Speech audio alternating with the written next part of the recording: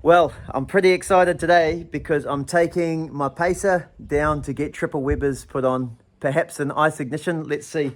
I've never even driven a 265 with triple Webers, so it's going to be really cool. And it's just going to be, you know, I guess a lifelong dream to finally get some triple Webers on a good 265. So looking forward to it. So I'll take you through the shop, show you the boys. I don't know what's going to happen in the video, but I'm definitely going to take this bad boy for a run at the moment. She's running pretty rough with a 450 Holley on it. And let's see, man. Let's see what she's going to do. She's running rough. She's running real rough. It almost sounds like it's misfiring because the carb isn't tuned right. Man, she's running rough. It's like driving a tractor. The carb is all wrong. There's some seals gone in it, and it's not good. This is not good. So, oh man, I'm so glad I'm heading to get these Webers on. I forgot to mention that there's actually, I got that ice ignition kit. I actually got quite inspired by Chris from Mirabado Performance. He went through one of his videos. He's so clever, that guy. And so yeah, I'm gonna hopefully get them to do that. But oh man, it's like driving a car on 5 cylinders. It's that bad. So let's see. You can hear it, eh? Listen. Not good. Lots of backfiring.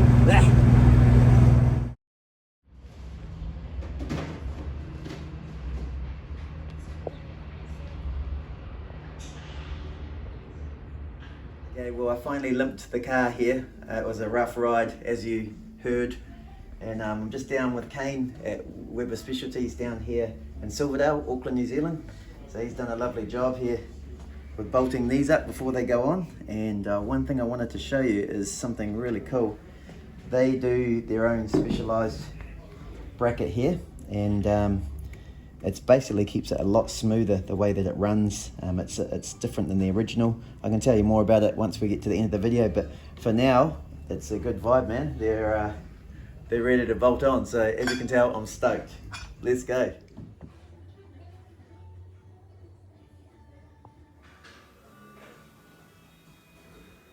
Yeah, I noticed your mate's working outside. That's a good mention video, am I there? Yeah.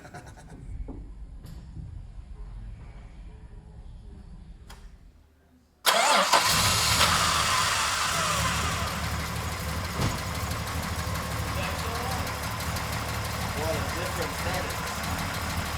Oh my goodness.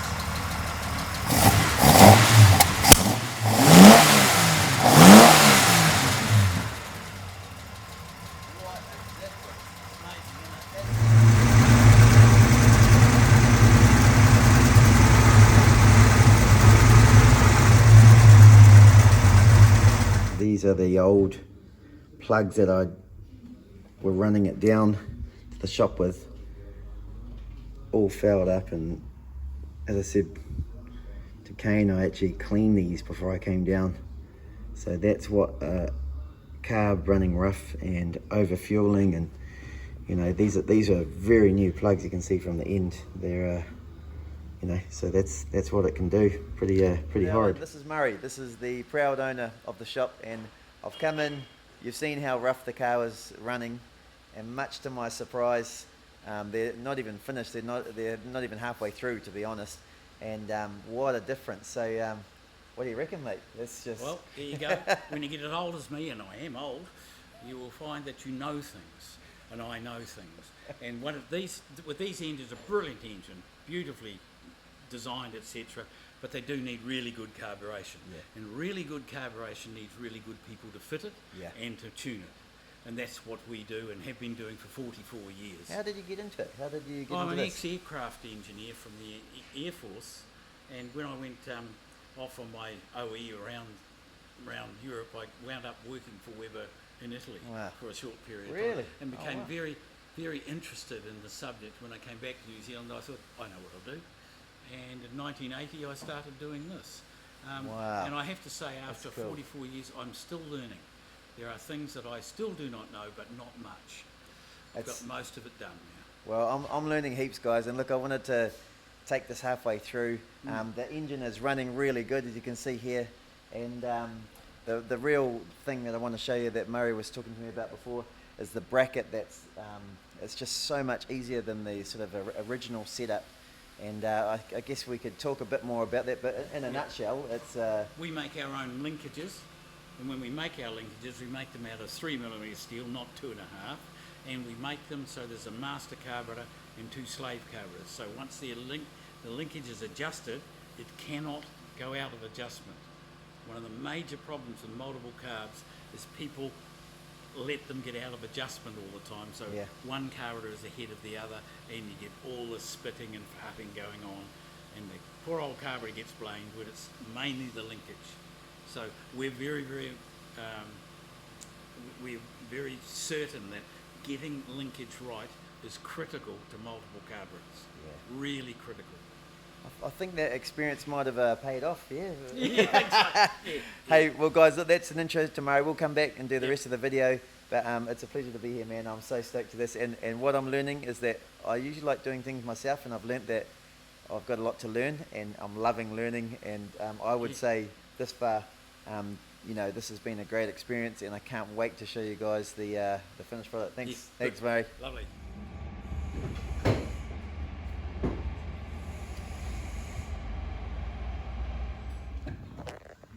So guys, here's the old coil.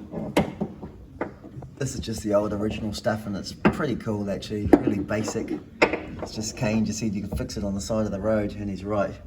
It is real basic, so there's a little bit of hesitance where I'm not that mechanical and just learning about how hard it will be to fix this thing, you know, but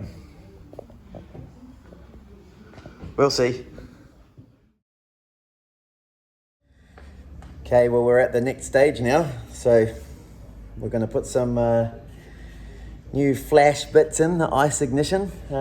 Thanks Mirabado for sort of putting me onto this one. So just talking with Kane about where to put it, and on the Mirabado video, he'd put it right there in the engine bay and mentioned that probably may have been better to put it inside, but the lead was too short, and my package has come. I've been talking with Kane, and it's actually going to be long enough to get inside the car, which I think is pretty cool because you can just change it as you go and learn how to run your car.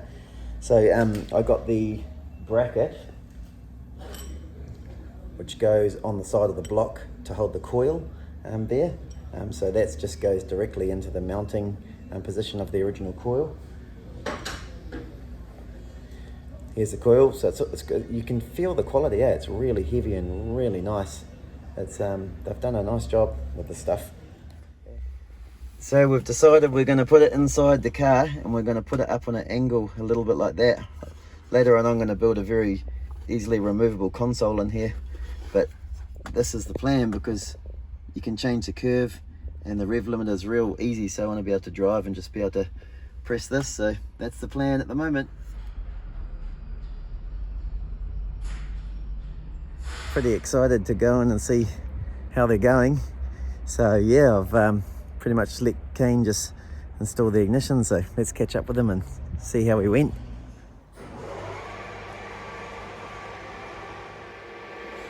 Right, Kane's had a good day. So he's gotten this far, he's tidying up all the wires going through there into the area where I'm going to build that center console, and yeah, it's looking great. So it's actually a pretty cool looking kit. Comes with all these spark plug leads, and I'll just show you just from a distance. It's looking pretty flash at the moment, so I'll walk you through here. So this is how we decided to mount it, which I showed you before, but he's done well here. So that'll all be covered, but it's at quite a good angle to be able to adjust it in here.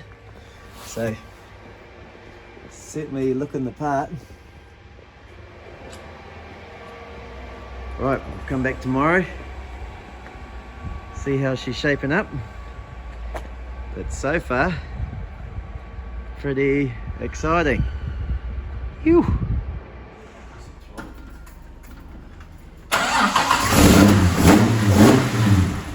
Wow.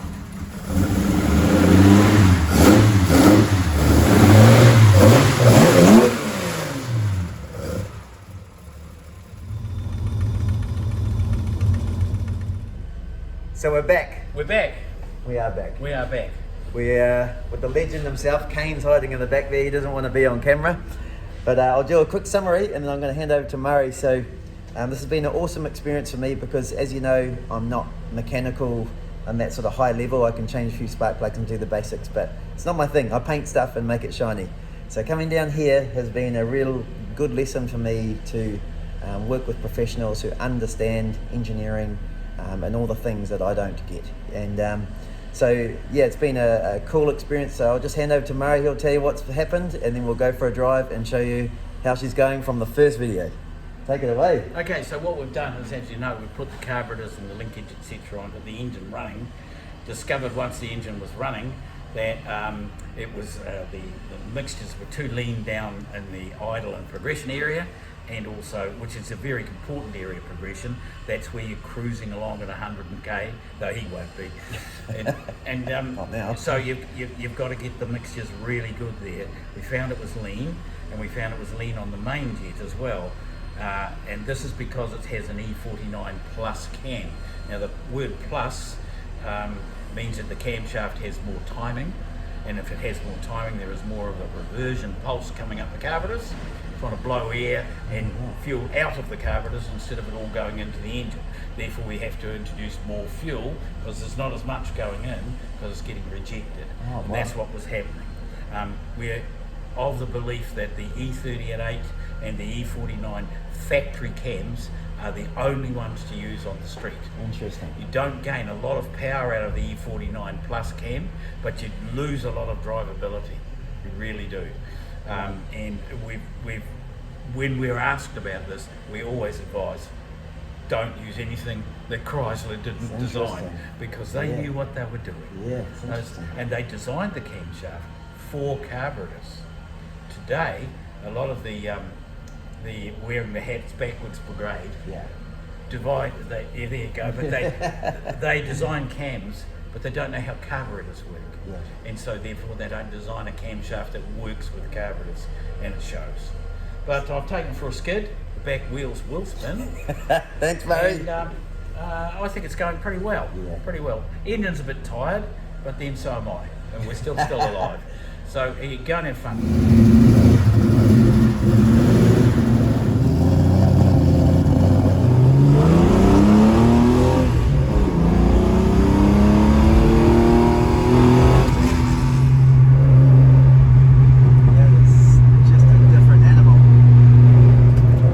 So we are on the motorway, cruising in fourth, about 90 k's.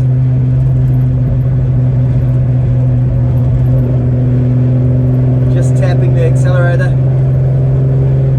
changing down to third, and just give it a bit of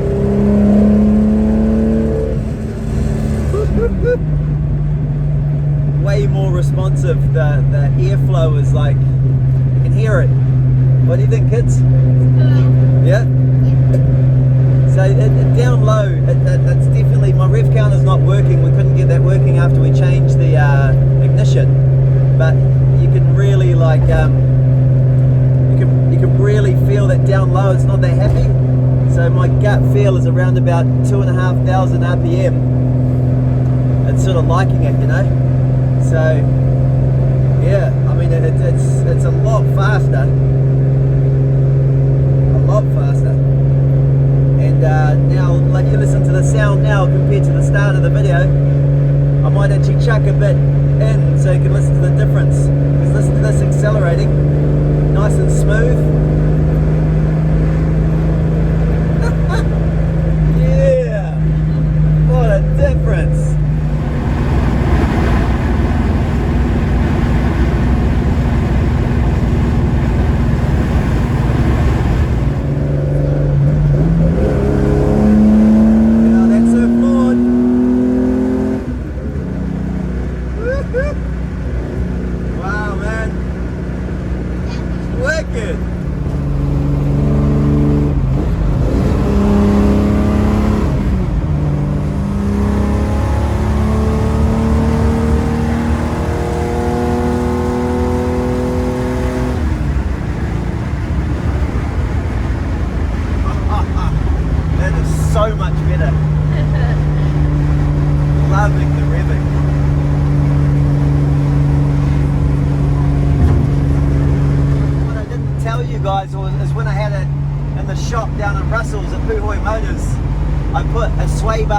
rear and a sway bar on the front, and I put a 30mm sway bar on the front. So I haven't even been able to drive this car because it's been running like a dog. And now that I've got the sway bar on the front, look at the steering wheel. It's like, it's totally cool. Now, if you know Valiants, these things drive like a pig when you got them at high speed, unless you do something neat to the suspension. So the shocks are still old, but I'll do a video about the sway bar. But this is like a totally different Valiant to the other ones that I've driven for the years. It's well, with exception to Dave's that has a 30mm sway bar. That's how I got the idea. So she's solid.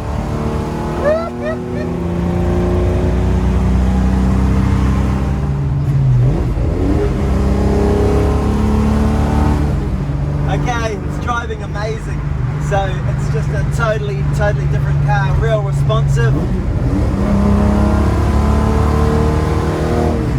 Bit of smoke coming out the back. It needs to go for a good run. I can see it's tired, eh? So I'm just driving the speed limit, 100%. And but it's I cannot explain the difference, eh? With the carb. It's real responsive. I can only sort of reiterate that up in the high revs it really likes it. I think there's still a bit of tuning, a bit of settling to go, but see down low it's kind of coughing and sputtering a bit. See that there? Hopping. But if I change down and get the revs higher, it's liking that a lot. So massive difference, man. I'm super stoked. So I think that's a wrap for the video. I'll show you what happens when I get the new engine in, and for now I'm going to sign off. Hope you've liked it. You know me well enough now to know that I'm passionate about these things, you know, so just enjoy, and I'll do my best with a few more videos soon.